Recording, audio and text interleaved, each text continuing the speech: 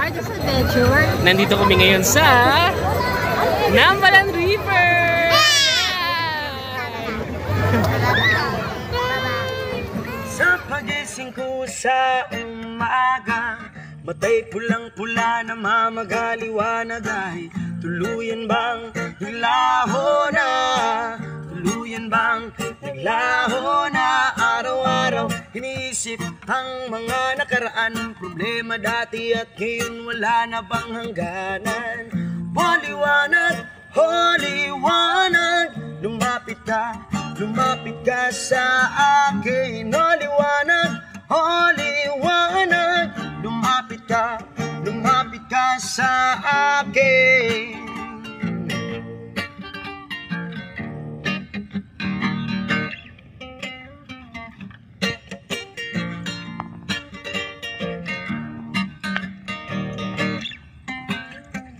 Gabi-gabi nag-iisa, walang kasama, isipan ay nalilito, nabubuwang na para bang nilamo na, para bang nilamo na ng kadiliman, kabaliwan, wala na bang katapusan ng dumi ng isip ko, hindi na ba maunggasan? Liwanag, liwanag, lumapit ka sa akin. Liwanag, liwanag, lumapit ka sa akin.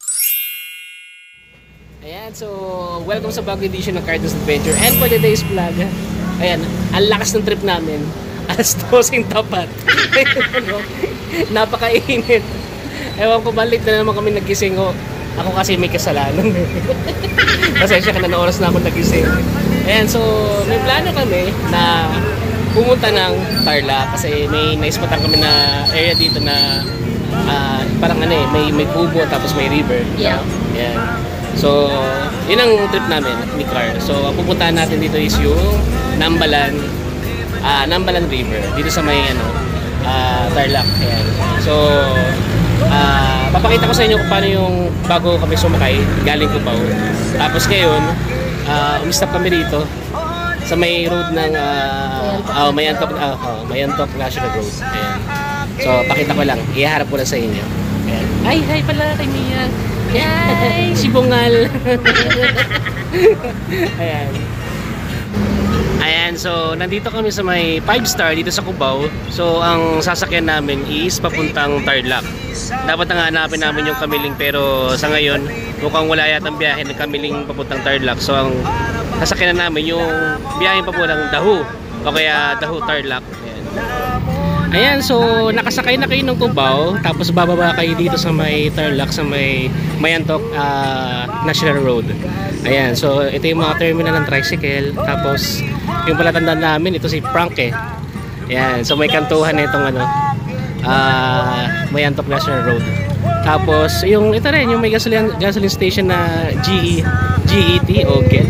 Ayan, so pwede kayo bumaba dyan, tapos sinabihan kami na dito sa may kanto daw, yan, may kita nyo, may mga terminal na tricycle dyan, may parang mas mura yata sumakay ng tricycle papunta doon sa may river na pupuntahan natin ngayon. So, diretso na kami, kasi grabe, tirik na tirik yung araw. Sa pagising ko sa umaga, matay pulang-pula na mamagaliwanag ay tuluyan bang naglaho na? Tuluyan bang naglaho na? Araw-araw iniisip ang mga nakaraan, problema dati at ngayon wala na bang hangganan? Liwanag, liwanag, lumapit ka sa akin. Liwanag, liwanag, lumapit ka sa akin. Ayan, so umista po na kami dito sa labas, malapit sa may entrance kasi may patayata doon sa loob. So dito muna kayo i-stop para magbayad ng environmental fee. So 20 pesos lang yan per person. So tatlo kami, di bale 60. Tapos yun ang tricycle namin, yung sasakyan namin din. Pasok namin dito sa may loob. Yan, hanap na lang kami kung ano yung mga pwedeng resort na may stopan namin. Ayan, so nandito na tayo sa Nambalan River. Ayan, so ang dami ng tao. Wow, ang ganda. tamang-tama yung spot na napupuntahan namin. Tapos ito yung pababa. Yan. Para makahanap kami kung ano ibibigay ni ate sa amin na kubo. Ayan. So, pababa tayo. Ayan, naudalas pa yung anak ko. Ayan. Nagalit na yung nanay. Ayan. So, walking tayo sa loob. Siyempre, medyo alalay lang tayo kasi puro kahoy yung lalakaran. Yan. Wow! Ang ganda dito. Ang ganda. Panalo yung place. Ayan. So, alalay na lang kami dito para makatawid doon sa may kubo. Medyo mahaba lang yung lalakaran pero magandang spot na to. Yan.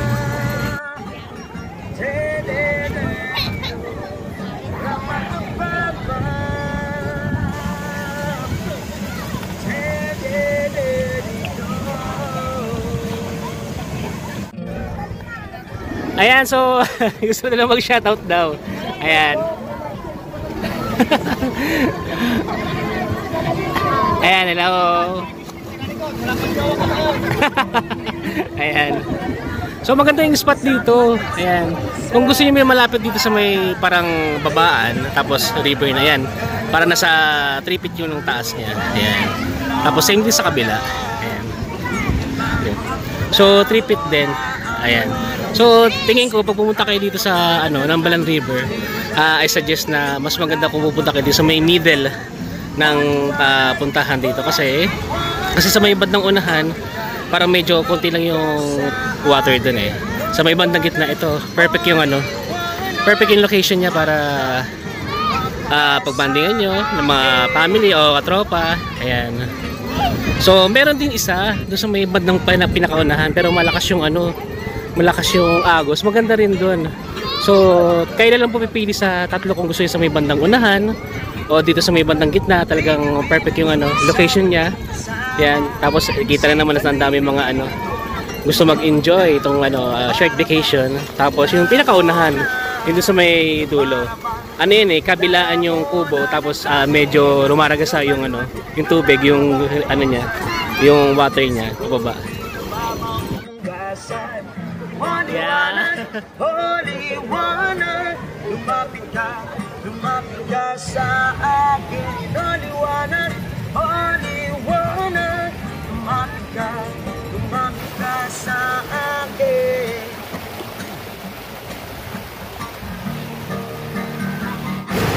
Ayan po, so pakita ko lang sa inyo, sa may gitna pala, may ganitong setup na river, parang rest terraces yung dating.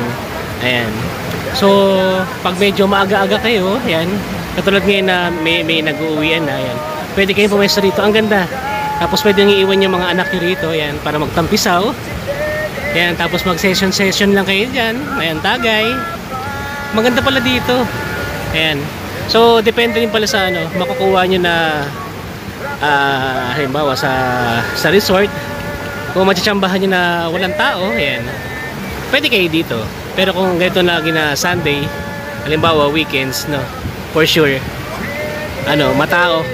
Hindi kayo, hindi mahulugan ng karayom. Matao, lalo na kaninang tanghali. Punuan dito kanina. Ayan, dito sa part na to, medyo maraming tao din. Kasi siguro nagustuhan nila kasi kalmado. Tapos hanggang 3 feet lang yung bewang. Ayan, pwede rin sa mga bata. So, hindi lang yan meron pa dito sa kabila. Sa part na to, kung saan kami nakapwesto. So, doon kami. Kasi may bata kami kasama para medyo safe na rin. Tapos banda roon, medyo mabuha-buhangin lang. Pero pag doon sa gitna, ingat lang kasi medyo madudas yung mga bato-bato. So, ingat, may kasamang ingat. Saka, i-enjoy nyo rin yung ganda ng river. Saka ng nature. Sumigaw na yung anak ko, ang tagal ko daw. Ayan, so, ito yung ginawaan namin. Kasi feel ko mas safe yung anak namin. Then ito, pakita ko lang yung place. Dito kami. Yan. Yung sa may towel na yan. Diyan kami. So si Mahal nakabewang na. Gustong gusto na yung maligo. At si Miyang. Hi Miyang. Hi. Ayan. So dito namin pinili. Kasi manda. Kasi kalmado ang ganda eh. Sa makakapaligo ka ng maayos. Ayan. Doon din maganda rin sa kabila. Kaso medyo crowded. And kung gusto mo mga ipag social climber diyan, pwede kayo doon. Hi.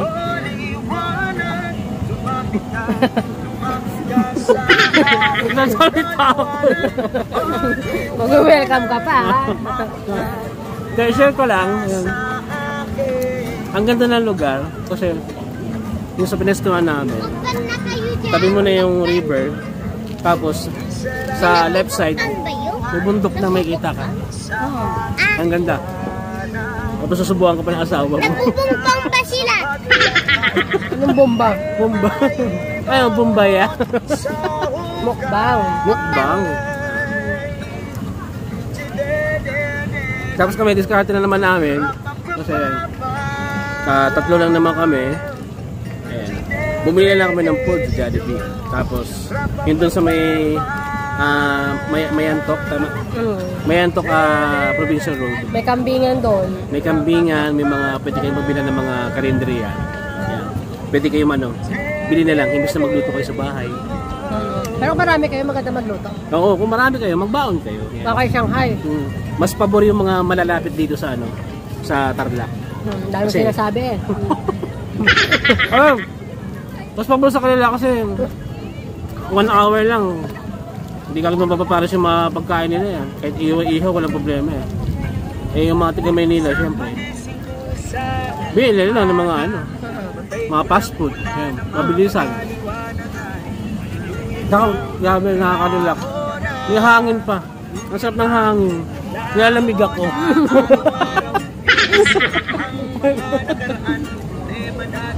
Ayun na naman. Suba? Kaya naman yung bata. Suba? Magpakita ka dito. Hi ka na, hi vlog.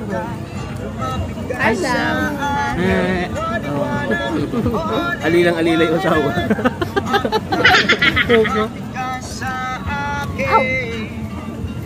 I suggest, puntahan nyo to. Subukan nyo puntahan to. Na pagpasok ng Holy Week. Sabi, panigurado punuan yung mga tao dito. Saka maganda yung tubig. Maganda yung tubig din. Tapos, natsambahan pa namin ito. Maghapon na makulimlim. Hindi mainit. Kaya, tama yung decision ni Car. Dumiretso kami rito. Kasi yung una naalinlangan pa ako kasi sa mga napanood ko sa mga vlog walang mga nagko-commute. Mga naka-kotse, mga naka-motor, ayan. Naka-family use na jeep, ganun.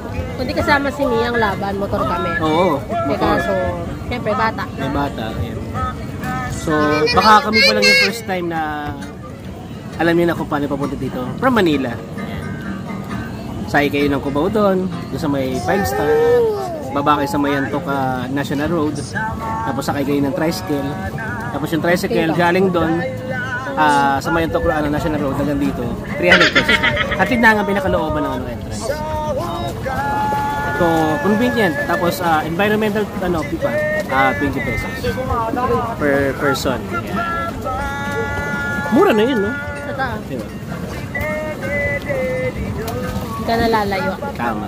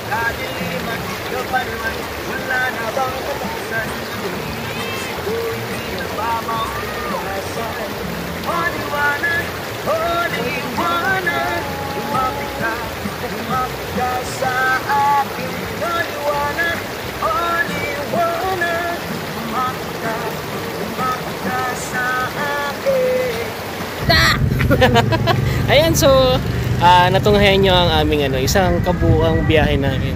Pagpunta doon sa ang ganda pala doon, no? Ang ganda sa river na yun.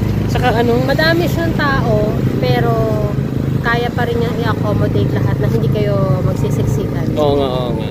Sobrang laki kasi ng lugar.